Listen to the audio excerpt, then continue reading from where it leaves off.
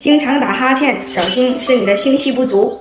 你有没有发现，有的人一坐下来就不停的打哈欠，1分钟甚至打超过3到4个？那如果不是熬夜太多，那就要小心，有可能是你的心气在喊救命。中医认为打哈欠是气机不畅、阳气不足的信号，特别是当你不困，但是连续打好几个哈欠，往往代表心气、脾气虚弱，然后气水推不动，全身都懒洋洋的。如果你每天频繁的打哈欠，还有伴随着有头晕、胸闷、心慌、手脚冰冷、容易疲倦，那就要注意是不是心阳不足，或者是气血两虚。中医建议呢，第一，我们要早睡，避免熬夜耗我们的心气